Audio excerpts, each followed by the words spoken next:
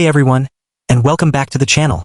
In today's video, we'll be recapping the wild, hilarious, and action-packed world of Detective Chinatown 3, the follow-up to the first two films in the hit mystery comedy franchise. If you haven't seen the recaps for Detective Chinatown 1 and 2, don't worry, you can find the links in the description so you can catch up. Get ready for hilarious hijinks, high-speed chases, unexpected betrayals, and some mind-blowing detective work. Before we start, be sure to subscribe and leave a like to support the channel. Now, buckle up. It's about to get cinematic. The story begins with Feng and Tang boarding a flight to Tokyo to investigate a new and puzzling crime. Upon arrival, they reunite with their old friend Hiroshi Noda, an elite detective and the wealthiest man in Japan. But from the very start, Chin senses that something isn't right. That suspicion proves valid when chaos erupts. Members of the Southeast Asian United Army suddenly ambush them, attempting a kidnapping. Fortunately, Noda's bodyguards intervene just in time, allowing the trio to escape and flee into the Tokyo subway system. As they ride the train, Tang begins to notice tension and hostility. They're being followed. Their pursuer is none other than Jack Ja, Thailand's top detective, a Muay Thai champion, and now one of the fastest rising stars on the Crime Master Global Leaderboard, currently ranked number 9. A chase unfolds. The trio scrambles to escape through the labyrinth of Tokyo's transit system, but Jack stays hot on their trail. Eventually, Noda makes a daring move to buy time. He leaps off the bus and tackles Jack, allowing the two detectives to get away. The case deepens once they reach a hot spring resort and come face to face with the notorious Yakuza boss, Watanabe Masaru. The Yakuza boss has been accused of killing the president of the Southeast Asia Chamber of Commerce, who is a key figure and financial sponsor of major gangs in Vietnam and Malaysia. The crime took place in an isolated pavilion in the middle of a lake, where the two leaders had gathered for a private negotiation over the development rights for a new Chinatown project in Tokyo. One of the few witnesses present was the president's elegant and enigmatic secretary, Anna Kobayashi. According to the Yakuza boss, the two leaders sat down to drink tea during their meeting. Moments later, both of them collapsed. When the Yakuza boss regained consciousness, he found shards of broken glass in his hands, while the president lay beside him, soaked in blood. At that moment, the guards outside burst into the room and immediately accused him of murder. According to the Yakuza guards stationed outside during the incident, they heard glass shattering, followed by the president's screams. The Yakuza boss has no memory of the attack and insists he is innocent. Hoping to clear his name, he offers the two detectives a reward of 1 billion yen if they could solve the case before his trial in 7 days. Hiroshi soon joins the investigation, bringing along CCTV footage that shows the president before and after being taken to the hospital. The trio heads to the crime scene, but by the time they arrive, it has already been thoroughly cleaned, leaving behind no evidence. Luckily, Hiroshi had taken photographs immediately after the incident, just enough for Chin to begin his analysis. Blood patterns indicate that the president died from hemorrhagic shock due to a severed abdominal artery. The meeting took place in a tightly enclosed room, making it impossible for a third person to enter or exit unnoticed. The woman who served the tea had been found dead, hanged in her home. Broken glass lied beneath the president's body, implying he fell after the glass shattered. But there was no glass beneath the Yakuza boss, suggesting he collapsed before the glass was broken. Finally, a bronze vase with faint scratches is found. In one of Hiroshi's photos, it sits right next to Yakuza boss's hand. Chin suspects the vase was used as a weapon, possibly to strike the president's head. That raises a disturbing possibility. The Yakuza may have attacked the president before losing consciousness and has been lying about it all along. Tang, alarmed by the implication, starts to panic. He fears that digging any deeper might make the Yakuza boss look guilty and cost them the promised reward. Acting on impulse, he takes the vase and tries to dispose of it quietly. At that moment, Anna Kobayashi arrives, leading a group of monks performing a memorial ceremony for the president. Calm and elegant, she approaches the detectives and confesses that the president named the Yakuza leader as his attacker before dying. She also claims that Masaru behaved inappropriately toward her that night, clearly hoping to win the detectives over to her side. Without hesitation, Tang hands the vase to Anna, explaining that it can be critical evidence, especially if the president has sustained a head injury. Jack, now revealed to be working with Anna and disguised as one of the monks, quickly takes the vase from his hands. But just then, the police arrive, led by the sharp-eyed Inspector Naoki Tanaka. They seize the vase and sternly warn everyone to stop interfering with the official investigation. Jack tries to sway the detectives, urging them to side with Anna, but the young boy firmly refuses and chooses to stand by the Yakuza boss despite the growing uncertainty. Later that night, the trio sneak into the hospital morgue disguised as medical staff with Tang playing the role of a corpse on a stretcher. Once inside, Chin and Hiroshi closely examine the president's body and make 3 important discoveries. First, they find a stab wound on the president's right side. If the Yakuza boss, a right-handed man, does it face-to-face, the wound would be on his left side, unless the attack comes from behind. Second, a head injury confirms the theory that the president had been hit with the vase. Third, they spot injection marks on the president's arm, evidence completely absent from the official autopsy report. These findings suggest that the Yakuza boss was indeed lying like their initial thought, and with Anna being the first person who charged into the room after the chaos, she should have seen something. Thus, the detectives set out to confront her. But when they arrive at her home, the place is eerily quiet. Doors are unlocked and no one answers. Signs of a struggle makes it clear Anna has been kidnapped. Suddenly, Jack appears, and tension escalates as they start blaming each other for the kidnapping. But realizing they share a common goal, the group agrees to work together to find Anna.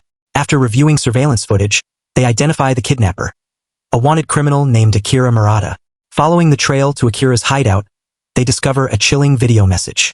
In it, the kidnapper demands 300 million yen to be delivered to a cosplay carnival the next day, or Anna dies.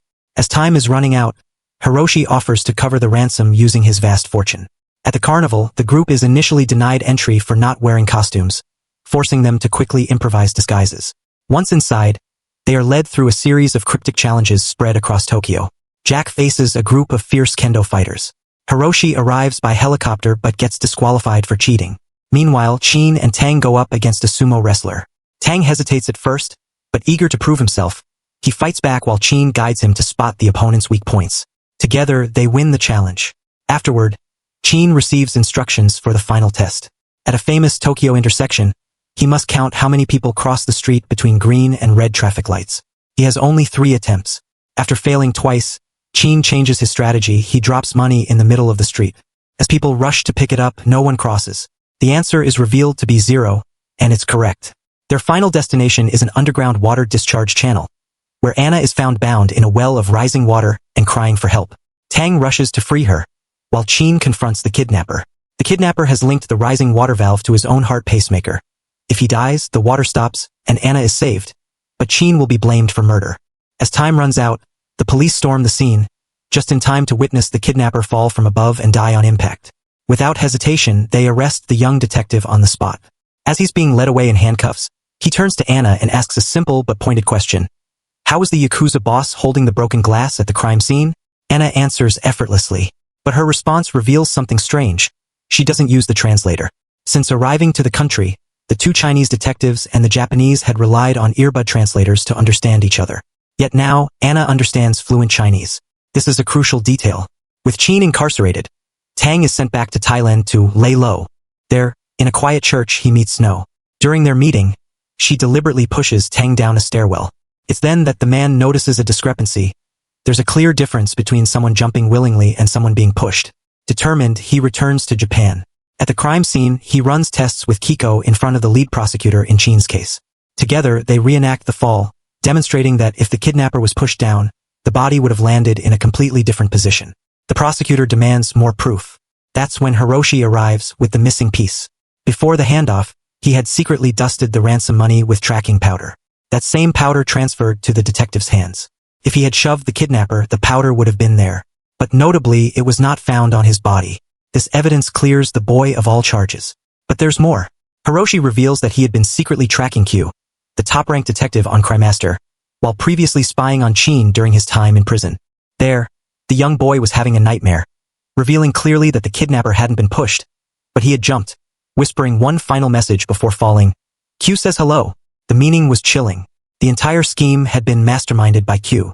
When he woke up, he proceeded to deduce the whole murder plot again, and after going through multiple theories, he got interrupted by the police investigator Naoki, who revealed himself to also be part of Q. Turned out, Q wasn't a person, but an organization. A secretive collective of high IQ individuals determined to rewrite the systems of the world. This organization had taken advantage of the crime as a recruitment test. Impressed by Chin's deductive abilities, Naoki offered him a place in Q, but the boy refused. Now that the boy is free from prison, he wastes no time. With only 2 hours left before the Yakuza boss's trial, he urgently requests a delay to get one final piece of evidence to prove the truth. But on their way, their vehicle is rammed by a truck. Injured, Chin presses on toward the courthouse, while Tang races to retrieve the missing evidence from the president's car. Inside the courtroom, Chin presents a bold theory. That night, the president staged the crime. He faked drinking the sedative laced tea, provoked the Yakuza boss into striking him with a vase, then pretended to collapse. While the boss grew dizzy and passed out, the president stood up, stabbed himself with a shard of glass, and smeared his own blood around the room, blood he had drawn earlier, explaining the needle mark on his arm. He then planted the glass in the Yakuza boss's hand and finally drank the tea himself to appear drugged. All of it was part of an elaborate plot to frame the Yakuza boss and seize control of lucrative development projects.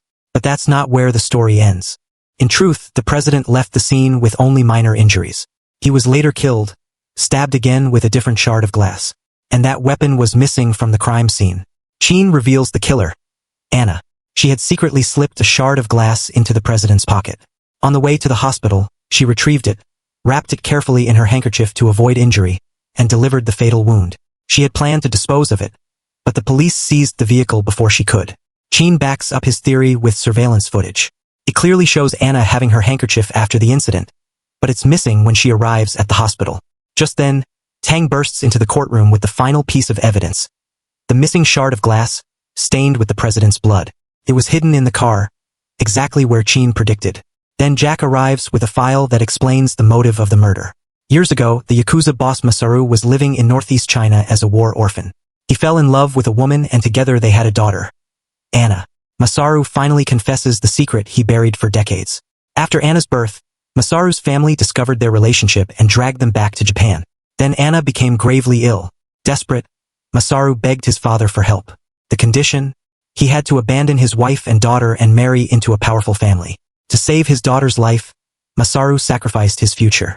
On the night of the crime, when he briefly pulled Anna aside, he wasn't harassing her. He was confirming a painful truth.